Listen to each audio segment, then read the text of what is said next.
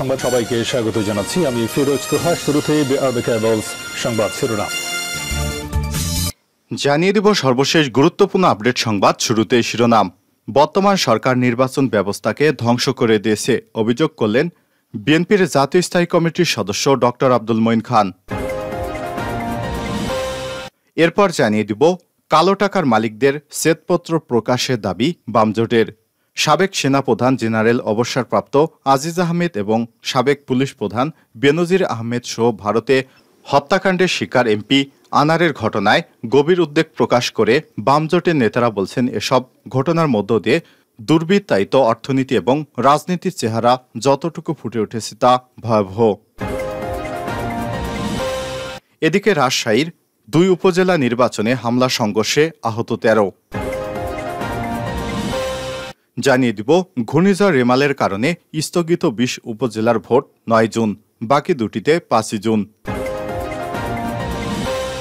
এদিকে বিপদ বাড়ছে ইসরায়েলের, গাজায় নিহত আরও 3 সেনা। ফিলিস্তিনের অবরুদ্ধ গাজা উপত্যকায় হামলা চালিয়ে বিপদ বাড়ছে ইসরায়েলের।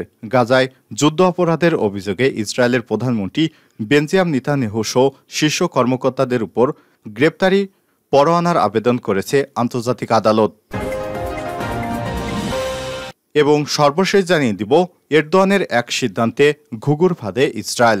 গাজায় দখলদার ইসরায়েলি বাহিনীর সামরিক অভিযানকে কেন্দ্র করে উত্তপ্ত হয়ে উঠেছে আঙ্কারা তেল আবিব সম্পর্ক। অবরুদ্ধ উপত্যকায় নির্বিচারে গণহত্যাকে কেন্দ্র করে গাজার স্বাধীনতাকামীদের প্রকাশ্যেই সাহায্যের ঘোষণা দিয়েছেন তুর্কি প্রেসিডেন্ট রিসেপ তাইপ এরদোয়ান। প্রিয় দর্শক, এতক্ষণ শুনছিলেন সংবাদ শিরোনাম, এবারে বিস্তারিত।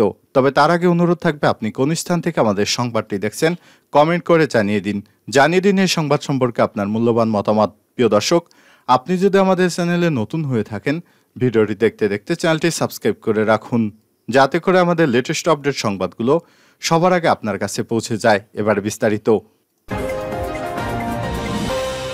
বর্তমান সরকার নির্বাচন ব্যবস্থাকে ধ্বংস করে দিয়েছে বললেন ডক্টর মঈন খান। বিএনপির স্থায়ী কমিটির সদস্য ও সাবেক মন্ত্রী ডক্টর আব্দুল মঈন খান বলেছেন, বর্তমান সরকার নির্বাচন ব্যবস্থাকে ধ্বংস করে দিয়েছে। সরকার ভোটের বাক্স দখল করে যাকে খুশি তাকে এমপি বানাচ্ছে। বুধবার 29 মে দুপুরে পলাশ উপজেলার চরণগন্দি বিএনপির কার্যালয়ে দলের প্রতিষ্ঠাতা ও প্রয়াত রাষ্ট্রপতি জিয়াউর রহমানের 43তম মৃত্যুবার্ষিকী উপলক্ষে আলোচনা সভা দোয়া মাহফিলে তিনি এসব কথা বলেন। তিনি বলেন, সরকার যতই গলাবাজি করুক আর অস্বীকার করুক, কোনো কাজে আসবে না। সাধারণ মানুষ বর্তমান সরকারের সব অপকৌশল বুঝে গেছে। যারা সরকার পরিচালনা করছে তারা জনগণের তোয়াক্কা করে না। এজন্যই 3য় ধাপে সরকার পাতানো প্রশাসনের নির্বাচন প্রত্যাখ্যান করেছে জনগণ।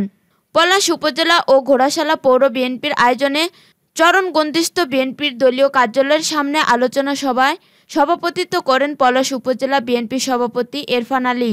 এ সময় উপস্থিত ছিলেন বিএনপি, যুবদল, ছাত্রদল সহ সহযোগী অঙ্গ সংগঠনের নেতৃবৃন্দ। আলোচনা সভা শেষে মিলাদ দোয়া মাহফিলে প্রয়াত রাষ্ট্রপতি রুহের মাগফিরাত কামনা করে মোনাজাত করা হয়। পরে তিনি এতিম শিশুদের মাঝে গণভোজ বিতরণ করেন। কালো টাকার মালিকদের শ্বেতপত্র প্রকাশের দাবি বামজোটের। সাবেক সেনাপ্রধান জেনারেল অবসরপ্রাপ্ত আজিজ আহমেদ, সাবেক পুলিশ প্রধান বেনজির আহমেদ সহ ভারতে হত্যাকাণ্ডের শিকার এমপি আনোয়ার ঘটনায় উদ্বেগ প্রকাশ করে বামজোটের নেতারা বলেছেন, এসব ঘটনার মধ্য দিয়ে অর্থনৈতিক ও রাজনীতির চেহারা যতটুকু ফুটে উঠেছে তা ভয়াবহ। বর্তমান সরকার নীতি ও উপরের মহলের আশ্রয় প্রশ্রয় ছাড়া এ ধরনের ঘটনা একেবারেই অসম্ভব। বুধবার 29 মে বাংলাদেশের কমিউনিস্ট পার্টির সিপিবি কেন্দ্রীয় কার্যালয় বামজোটের সভায় অংশ নিয়ে বক্তারা এসব কথা বলেন। ভোটের সমন্বয়ক ও সিপিবির সাধারণ সম্পাদক রুহিন হোসেন প্রিন্সের সভাপতিত্বে অনুষ্ঠিত সভায় বাসদের সাধারণ সম্পাদক বজলুর রশিদ ফিরোজ, বিপ্লবী কমিউনিস্ট লীগের সাধারণ সম্পাদক ইকবাল কবির জাহিদ, বাস্ট মার্কবাদী এর সাধারণ সম্পাদক মাসুদ রানা, গণতান্ত্রিক বিপ্লবী পার্টির সাধারণ সম্পাদক মোশরেফা মিশু, সমাজতান্ত্রিক পার্টির নির্বাহী সভাপতি আব্দুল আলী, কমিউনিস্ট লীগের আব্দুস সত্তার, মোশারেফ হোসেন নান্নু, গণতান্ত্রিক বিপ্লবী পার্টির শহীদুল ইসলাম সবুজ, বাসদ মার্ক্সবাদী এর তাসলিমা আক্তার বিউটি উপস্থিত ছিলেন।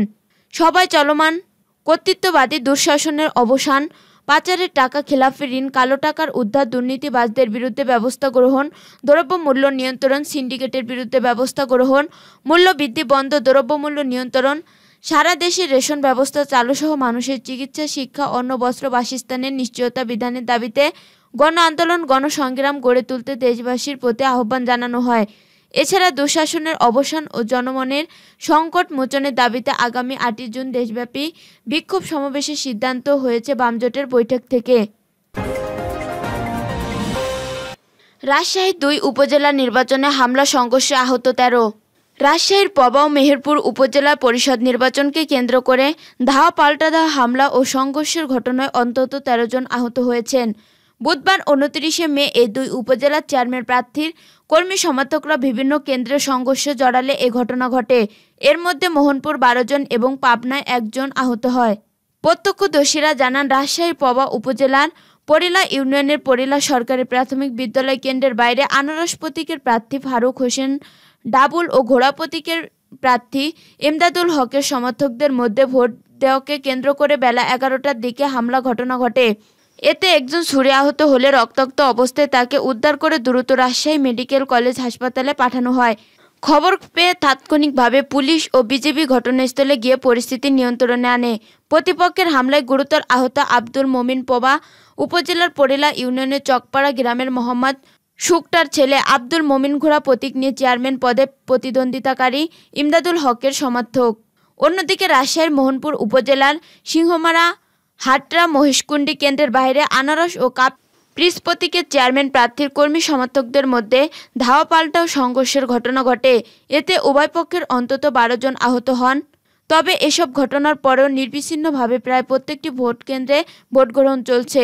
নির্বাচনকে ঘিরে যে কোনো ধরনের সংঘর্ষ ও অপ্রীতিকর ঘটনা এড়াতে কেন্দ্রের বাইরে অতিরিক্ত পুলিশ মোতায়েন করা হয়েছে। সার্বিক বিষয়ে রাজশাহী জেলা প্রশাসক ডিসি শামীম আহমেদ জানান, তারা সকাল থেকে পবা মোহনপুর উপজেলার বিভিন্ন কেন্দ্র ঘুরে দেখছেন। অবাধ, সুষ্ঠু, নিরপেক্ষ, শান্তিপূর্ণ পরিবেশে নির্বাচন হচ্ছে। তবে কয়েকটি এলাকার কিছু অতি উৎসাহিত মানুষ গোলযোগ সৃষ্টির চেষ্টা করছে, কিন্তু আইন শৃঙ্খলা বাহিনীর সদস্যরা সমন্বয়ের মাধ্যমে ঘটনাগুলো প্রতিহত করছে। ঘূর্ণিঝড় রিমালের কারণে স্থগিত ২০ উপজেলার ভোট ৯ জুন, বাকি দুটিতে ৫ জুন। ঘূর্ণিঝড় রিমালের কারণে স্থগিত হওয়া ২২টি উপজেলা পরিষদে ভোট গ্রহণের নতুন তারিখ নির্ধারণ করেছে নির্বাচন কমিশন ইসি। এর মধ্যে ২০টিতে ভোট হবে ৯ জুন আর বাকি দুটিতে হবে ৫ জুন। আজ দুপুর বুধবার রাজধানীর আগারগাঁও নির্বাচন ভবনে সাংবাদিকদের এসব তথ্য জানান ইসি সচিব জাহাঙ্গীর আলম। যে ২০ উপজেলা ৯ জুন ভোট হবে সেগুলো হলো বাগেরহাট, শরণখোলা, মোড়লগঞ্জ, মোংলা, খুলনা, কয়রা, পাইকগাছা ও ডুমুরিয়া, বরিশালের গৌনদী, নেত্রকোনা, খালিজুরি। উপজেলা পরিষদের ৩য় ধাপের ভোট হচ্ছে আজ। এই ধাপে ভোট হওয়ার কথা ছিল, তবে বিদ্যুৎ বিভ্রাটের কারণে স্থগিত। চাঁদপুরের ফরিদগঞ্জ ও কচুয়া উপজেলা নির্বাচন হবে ৪র্থ ধাপে, আগামী ৫ জুন।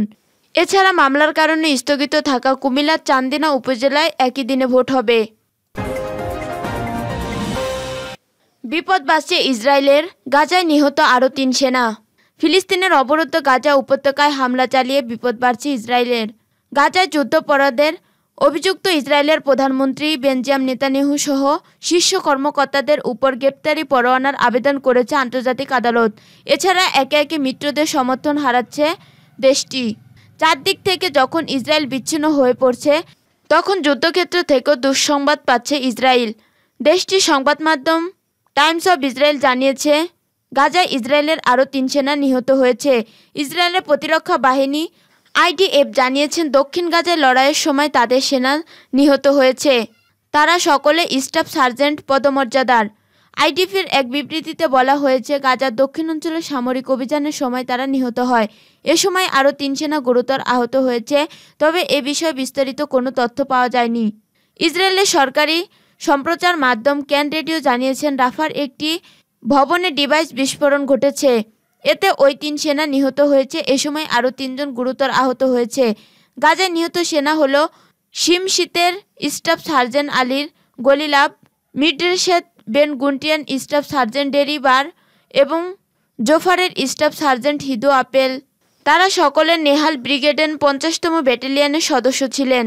এর আগে আনাদোলু জানায়, তুরস্কের পররাষ্ট্রমন্ত্রী হাকান ফিদান বলেছেন, ফিলিস্তিনের রাষ্ট্রের ক্রমবর্ধমান স্বীকৃতি ইসরায়েল ও তার মিত্রদের বিশ্ব থেকে বিচ্ছিন্ন করে ফেলছে। গত 23 মে ভেনেজুয়েলার পররাষ্ট্রমন্ত্রী ইভান গিলের সঙ্গে এক যৌথ সংবাদ সম্মেলনে হাকান ফিদান একথা বলেন। ফিলিস্তিনিকে তার ন্যায্য স্বীকৃতি পাওয়ার প্রয়োজনীয়তার কথাও পুনর্ব্যক্ত করেন তুরস্কের পররাষ্ট্রমন্ত্রী হাকান ফিদান। একই সঙ্গে তিনি ইসরায়েলি গণহত্যা বন্ধে অবিলম্বে পদক্ষেপ নেওয়ার আহ্বান জানান।